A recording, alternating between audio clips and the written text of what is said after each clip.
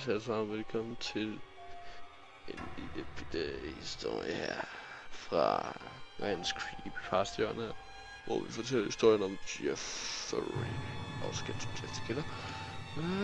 Ja. Der er det Halloween, så Jeff, han var jo en normal dreng, som vi i nabolag, så der, ja,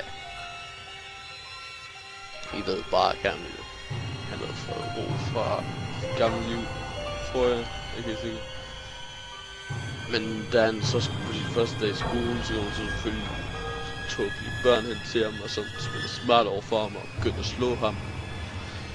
Og det fandt Jeff så selvfølgelig ikke i, så han begyndte at slå igen, brugte deres egen kniv mod dem. De havde kniv med, jeg ved ikke hvorfor. Og ja,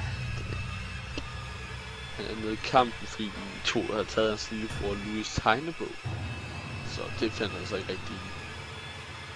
Og ja, et par dage efter, så blev det jo holdt sådan en lille fest for alle børn og nabofester og sådan, der er nye, de flyttede ind i et kvarter. Ja! Men selvfølgelig så kommer de her drenge også til den her fest her, så de selvfølgelig gerne have revenge over for Jeffrey. Og ja, jeg er egentlig godt for at kalde ham Jeff, det har jeg bare lyst til. De kæmper rigtig meget hårdt mod, om de kaster ham ind igennem glas, vægge, altså ikke gennem vægge, så slår mod vægge og sparker til ham, stikker ham et par gange i skulderen, og så som en lille prik på livet, så hælder de vodka ud over ham, og sætter tja. Og ja, det tager Jeff jo som meget stor skader. Han vågner op på hospitalet, hvor folk spørger ham, okay, han stiger op af sin seng, kigger hen i et spejl, hvor ved at han ser sit ansigt er blevet brændt af, hvor der kun er hans næse, den er blevet brændt helt væk. Hans hud er helt væk, det er kun hvidt nu. Han er helt bleg. Hans mor siger, det ikke er så slemt, Jeff. Og Jeff, hans far. Det er ikke slemt. Det er perfekt. Og det kan godt være, at jeg udtaler det lidt forkert, men det er selvfølgelig fra. Og han tager hjem med sin familie efter et par gode dage, hvor han så har fået de her forbrænding derovre.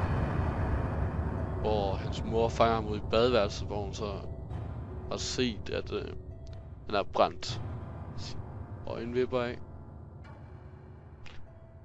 Og ja, så er han i gang med at bruge sin kniv til at skære det her stykke her af sin kæber af. Og grunden til at han gjorde det var, at han brændte sine øjne væk, sådan at han hele tiden kunne se sig selv, og han ikke behøvede at sove eller blinke. Og han skar smil, så han hele tiden godt kunne smile. Ja. Hans mor går ind, og Jeff han spørger selvfølgelig, er jeg ikke bare smuk? Hans mor går ind til, ja. Hans mor siger selvfølgelig, det er Jeff, som nok det godt. Han står med en kniv og skærer i sig selv. En stor kniv. Og så går hun selvfølgelig til sin far, og så siger der noget galt med Jeff. Jeff kommer så ind og aflyder, de kan godt sige. Og ja, han er ikke så glad. Han går ind, tager livet af sin mor og sin far. Og den glæder sig selvfølgelig egentlig efter det. Det synes han så også, at han skulle på sin lillebror. Så han sætter sig op. Eller han går ind til ham. Sætter sig op på ham. Altså ikke sådan, nej, der er så ikke hold. Tager sin kniv. Klar mod hans hjerte. Sigter. Rimelig godt. Kigger ned på ham med sin rigtig grimme øjne og sit rigtig klamme smil. Og så siger han til ham, come to sleep. Det var sådan til historien om Jeff. Der er også blevet lavet en lille bitte sidehistorie, hvor han så var i gang med drengen. Drengen overlevede. Og du har også sagt det, hvis I nogensinde ser Jeff, ikke? Så husk at kontakte politiet, fordi de skal nu vide, om den er sindssyge morder her.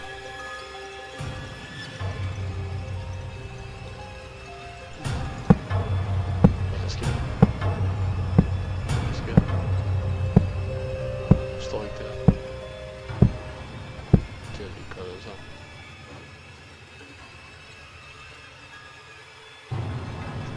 Just